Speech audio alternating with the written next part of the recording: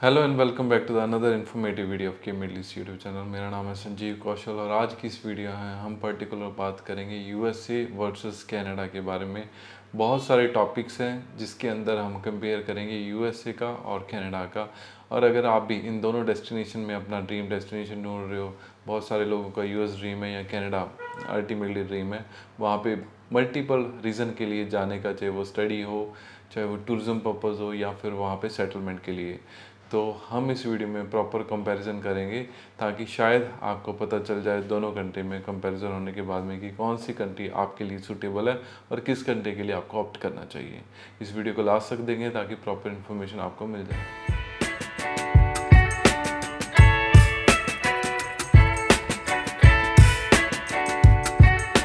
तो शुरू करने के लिए अगर हम बात करें विजिटर वीज़ा की, तो दोनों कंट्री का वीज़ा है जो डॉक्यूमेंटेशन की अगर हम बात करें, रिक्वायरमेंट की अगर हम बात करें, ऑलमोस्ट सेम ही है। बैंक बैलेंस भी आपको सेम चाहिए, डॉक्यूमेंटेशन भी सेम चाहिए। बट यूएसए में ये सारी चीज़ें वेरीफाई नहीं करते हैं। 0.1 और 2% चांसेस आर देयर कि वो आपसे फिजिकल बैंक स्टेटमेंट या एनओसी मांगेंगे। और आपका ये वीज़ा प्योरली इंटरव्यू बेस्ड होता है अगर हम यूएसए की बात करें, यूएस की बात करें। हालांकि अगर हम कनाडा के साथ में इसका कंपेयर करें, कनाडा में इंटरव्यू कोई भी नहीं है, there is a zero interview because entirely ये डॉक्यूमेंट बेस्ड प्रोसेस है।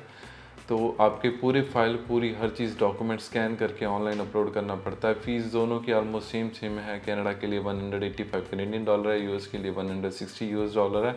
और दोनों का फ़ीस भी आपको ऑनलाइन ही पे करना पड़ेगा। अगर आपको वीज़ा मिलता है, ड्यूरेशन भी दोनों का ऑलमोस्ट सेम है। यूएसए के लिए 10 ईयर मल्टीपल एंट्री वीज़ा है for the Indians and for Pakistani and Bengali national it's for 5 year. And same in Canada it's for 10 year for the Indians and for Pakistani and Bengali it's for 5 years. तो ये दोनों का visa, documentation, everything is the same. जो बड़ा difference है दोनों में visa में, अगर हम विजिटर की बात करते हैं, वो है इंटरव्यू का। दोनों कंट्री में इंटरव्यू कोई नहीं है। और अगर हम कंपेयर करते हैं स्टडी वीज़ा की, वर्क परमिट की या रेजिडेंसी परमिट की, दोनों ही कंट्री के अंदर रिक्वायरमेंट ऑलमोस्ट सेम है। डॉक्यूमेंट बेस्ड है सारी की सारी। पर्सनल इंटरव्यू नहीं होता है, दोनों डॉक्यूमेंट बेस्ड होती हैं। इंटरव्यू के चांसेस दोनों में ही रहते हैं अगर हम बात करते हैं apart from the visitor tourist visa. तो ये थी वीज़ा कैटेगरी के अंदर difference. Now let's talk about the weather. अगर हम वेदर की बात करें, कनाडा के अंदर वेदर बहुत ज़्यादा ठंडा रहता है। यूएसए के अंदर बहुत सारी ऐसी सिटीज़ हैं जिसमें आपको वार्म वेदर भी मिलेगा थ्रू आउट द ईयर, क्योंकि यूएसए का एरिया है जो वो ऐसी जियोग्राफिकल एरिया के अंदर है और ऐसी वहाँ पे 50 डिफरेंट स्टेट्स हैं। अगर आप कंपेयर करोगे, हर स्टेट का वेदर ऑलमोस्ट डिफरेंट है। वहाँ पे ठंडे भी हैं लेकिन इतनी ज़्यादा ठंड नहीं है कि अगर आप कनाडा से कंपेयर करोगे। कनाडा में एक्सट्रीम कोल्ड आ जाता है, -30 -40 भी चला जाता है। बट यूएस में ऐसा कुछ सीन नहीं है। अगर आप वेदर फ्रेंडली कंट्री देखना चाहते हो इन दोनों कंट्रीज़ के अंदर, तो US is a preferable one. अगर आप टर्म करते हो इसको मेडिकल के ऊपर, तो यूएसए के अंदर मेडिकल जो है वो पेड है। चाहे आप किसी भी वीज़ा के ऊपर हो, चाहे आप रेजिडेंसी परमिट के ऊपर हो, आपके पास में पासपोर्ट है, आपके पास में वर्क परमिट है या विजिटर वीज़ा है, किसी भी कैटेगरी में मेडिकल का आपको कुछ ना कुछ बिल पे करना पड़ता है। हाँ, अगर आपने इंश्योरेंस लिया है सो अगेन आपको इंश्योरेंस के लिए पे करना पड़ेगा। डेफिनेटली आपको 100% फ्री नहीं है। ऐसे ही अगर हम कनाडा में बात करें, health care is totally free for the everyone over there. और किसी भी कंडीशन में, चाहे कोई भी बीमारी हो, अगर आप रेजिडेंट हो या आप वहाँ पे जाते हो, किसी भी वीज़ा के अंदर हो, तो आपको मेडिकल फ्री ऑफ कॉस्ट वहाँ पे है जो मिलता है कनाडा के अंदर। और इसका रिज़ल्ट यही है कि आपको यूएसए के अंदर मेडिकल फैसिलिटी बहुत ईजिली मिल जाती है। वहाँ पे हॉस्पिटल हौच पौच नहीं रहता है, बहुत ज़्यादा क्राउड या रश नहीं रहता है, क्योंकि लोगों को अपनी जेब से पे करना पड़ता है। ऐसे ही अगर आप कनाडा में रहोगे, कनाडा में आपको छोटे छोटे कामों के लिए, एक्सरे करने के लिए, अल्ट्रासाउंड करने के लिए या कोई टेस्ट करने के लिए, ब्लड टेस्ट करने के लिए आपको लॉन्ग क्यूज़ का सामना करना पड़ता है। 2-2 3-3 5-5 7-7 घंटे वेट करना पड़ता है। बिकॉज फ्री मेडिकल है, बंदे को छींक आ जाता है तो भी वो हॉस्पिटल में चल जाता है चेक करने के लिए कि फ्री है। ऐसा सीन आता है कनाडा के अंदर जो देखा जाता है। हम डेली न्यूज़ भी देखते हैं कनाडा के अंदर मेडिकल के लिए बहुत ही ज़्यादा लंबे लंबे लाइन है, पूरा पूरा दिन लग जाता है टेस्टिंग के लिए। यही है क्योंकि ये फ्री है, फ्री फॉर एवरीवन, इसलिए थोड़ा रश भी वहाँ पे रहता है।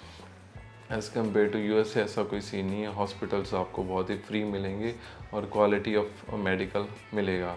ऐसी अगर हम बात करते हैं जॉब्स के रिलेटेड और सैलरी वेजेस के रिलेटेड, यूएस के अंदर बहुत ही बड़ी बड़ी सिटीज़ हैं जहाँ पे बहुत ही बड़े बड़े सैलरी पैकेजेस आपको मिलेंगे।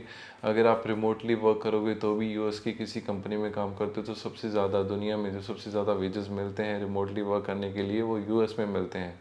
बहुत सारी ऐसी कंपनी हैं जो हर साल रिमोटली काम उठाती हैं यूएस से, वो अपने घर में, चाहे वो इंडिया हो, कनाडा हो, यूएई, बहुत सारी ऐसी कंपनी है यहाँ पे बैठ के भी यूएसए कंपनी के लिए वर्कआउट करती हैं, डॉलर्स में पैसा कमाती हैं। हालांकि कनाडा के कंपैरिजन में यूएसए बहुत ही ज़्यादा सैलरी पैकेजेस देता है। अगर हम कनाडा की बात करें आपको इतनी ज़्यादा सैलरी नहीं मिलती है। यूएसए डॉलर की अगर हम बात करें, इकॉनमी की बात करें, वो भी कैनेडियन डॉलर के इक्वली जो है ज़्यादा स्ट्रॉन्ग है यूएस का डॉलर। तो इकॉनमी वाइज भी यूएस से ज़्यादा है, सैलरी वाइज भी यूएस से ज़्यादा है। सेम लेवल का बंदा अगर हम बात करें, जैसे एक डॉक्टर है, अगर वो $10 कमा रहा है तो यूएसए में सेम पोजीशन सेम लेवल में वो $15 कमाएगा। ऐसा कंपैरिजन हम कर सकते हैं सैलरी के बारे में। और आपको जॉब अपॉर्चुनिटीज़, चाहे वो फिजिकल जॉब है या रिमोट जॉब है, वो ज़्यादा मिलेगी यूएसए के अंदर। इमिग्रेशन के बारे में अगर हम बात करें तो इमिग्रेशन के लिहाज से कनाडा बहुत ही फ्रेंडली और वेलकमिंग कंट्री है। बहुत सारी कंट्री से पूरे साल में बहुत सारे स्ट्रीम्स, बहुत सारे प्रोग्राम ऐसे निकलते हैं जिधर आप माइग्रेट कर सकते हो बहुत ही ईजिली कनाडा के अंदर, चाहे वो किसी भी कैटेगरी के वीज़ा के अंदर हो। वो विजिटर वीज़ा है, टूरिस्ट वीज़ा है, डायरेक्ट पीआर है, बिजनेस माइग्रेशन है, स्टूडेंट वीज़ा है। कनाडा के अंदर बहुत सारी इमिग्रेशन पॉलिसीज़ हैं जो बहुत सारी लीनिट भी हैं और ईजीली आप डायरेक्ट वर्क परमिट के लिए भी जा सकते हो। हालांकि यूएसए की अगर हम बात करें, यूएसए का वीज़ा ऐसा नहीं है, अगर आपको विजिटर वीज़ा लेना है तो भी इंटरव्यू देना पड़ेगा। और उनके वर्क परमिट या रेजिडेंसी परमिट या ग्रीन कार्ड के लिए बहुत ही बड़ी अमाउंट है। अगर हम बात करें $900,000 जो अभी चल रहा था, पहले ये $500,000 था, अभी ये बढ़ा के 900,000 कर दिया है। और इसका वर्क परमिट H1B वीज़ा है, उसके लिए बहुत ही लंबी चौड़ी रिक्वायरमेंट है। ऐसा नहीं कि आपको अगर H1B वीज़ा वर्क परमिट इसका मिल जाता है तो आप इजीली अपना पीआर अप्लाई करोगे। पीआर इजी नहीं होता है वहाँ पे, it's also a long race जो आपको रन करना है। तकरीबन 8 से 10 साल में जाके तकरीबन बंदे यूएसए के अंदर ग्रीन कार्ड पीआर होल्डर होते हैं वर्क परमिट से। और आपको एवरी ईयर उसको रीन्यू करने में भी डिफ़िकल्टी आता है। ऐसा नहीं कि आपका वो कंटिन्यूसली रीन्यू होता रहेगा। अगर आपके पास में एम्प्लॉयर अच्छा है, कंपनी अच्छी है, तो वो चलता रहेगा। नहीं है तो आपको अगेन नया जॉब ढूंढना है। चाहे आप 5 साल जॉब कर लिया, आपका एम्प्लॉयर आपको छोड़ दिया या आपकी कंपनी ने आपको निकाल दिया है, अगेन वो आपका स्टार्टिंग से ही फिर से शुरू हो जाता है। It's a very difficult story over there. Canada में ऐसा कोई सीन नहीं है। वहाँ पे अगर आप लिमिटेड नंबर्स ऑफ डेज़ वहाँ पे रहते हो तो भी आप एलिजिबल हो पीआर अप्लाई करने के लिए।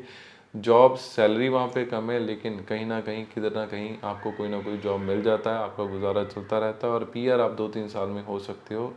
कनाडा के अंदर इमिग्रेशन इजी है ऑन एन एवरेज अगर हम बात करें। Now let's talk about the living expenses. USA के कंपैरिजन में कनाडा नाउ डेज एक्सपेंसिव हो चुका है। ये पहले ऐसा नहीं था, अभी वाइस वर्सा हो गया है। पहले यूएस बहुत ही एक्सपेंसिव कंट्री माना जाता था हर कंडीशन में, चाहे वो घर लेने के चक्कर में था या लिविंग कॉस्ट के ऊपर होता था। लेकिन अभी कनाडा के अंदर रियल एस्टेट की मार्केट है जो बहुत ही ज़्यादा बूम कर चुकी है 5-6 सालों से ही। तो एक वहाँ पे घर लेना बहुत ही ज़्यादा एक्सपेंसिव हो गया है। रेंट बहुत ही ज़्यादा हाई हो चुके हैं। रॉकेटली उन्होंने एक राइज शो किया है 4-5 सालों में। और उसके बाद में अगर हम बात करें वहाँ पे ट्रांसपोर्टेशन की, ये बहुत एक्सपेंसिव है। अगर आप गाड़ी लेते हो, गाड़ी का इंश्योरेंस बहुत ही ज़्यादा एक्सपेंसिव है। इवन सम टाइम ऐसा होता है कि गाड़ी का इंश्योरेंस उसकी ईएमआई से भी ज़्यादा एक्सपेंसिव रहता है। तो वहाँ पे अपना एक ऑन एन एवरेज घर चलाना, एक गाड़ी के साथ में, एक जॉब के साथ में, एक हैक्टिक है, पूरा आपका बजट फ्रेंडली नहीं है। यानी कि तो कनाडा में रह के आप क्वालिटी लाइफ तो आप स्पेंड कर सकते हो, बट बहुत ही एक्सपेंसिव है। तो आपको ऑलवेज एक टेंशन लगा रहता है। अगर आप एक जॉब कर रहे हो, बिजनेसमैन हो, आपका अच्छा खासा बिजनेस चल रहा है तो बहुत ही अच्छा है। बिजनेसमैन के लिए कनाडा बहुत ही ज़्यादा फ्रेंडली है, बिकॉज वहाँ पे बिजनेस अपॉर्चुनिटीज़ बहुत ज़्यादा है, लैंड बहुत बड़ी है, प्लस मार्केट में कंपटीशन नहीं है। अगर हम यूएसए की बात करें, वहाँ पे बिजनेस करना बहुत डिफिकल्ट है, जॉब करनी आसान है। ये दोनों कंट्री में पूरा ही कॉन्ट्राडिक्ट सीन है। कनाडा के अंदर बिजनेस आसान है, जॉब करनी डिफ़िकल्ट है। बट यूएसए के अंदर जॉब करना आसान है, बिजनेस करना बहुत डिफ़िकल्ट है, क्योंकि आपको हर लाइन में बहुत सारा कंपटीशन मिलेगा यूएसए के अंदर। हालांकि कनाडा में ऐसा नहीं है, आपके कंपटीशन में बहुत ही कम लोग जाएंगे। और अगर आप इस लेवल के ऊपर अभी जाके वहाँ पे बिज़नेस सेटअप कर लिया, बिज़नेस शुरू कर लिया, तो आपके पास में बहुत ही ज़्यादा स्कोप है, क्योंकि कनाडा बहुत ही ज़्यादा बड़ा है और वहाँ पे पॉपुलेशन बढ़ रही है अभी। आपका बिज़नेस उतना ही ज़्यादा पुराना हो जाएगा और आपका एक नाम हो जाएगा। अगर आप बिज़नेस लेवल के ऊपर जाते हो तो Canada is much better country for you.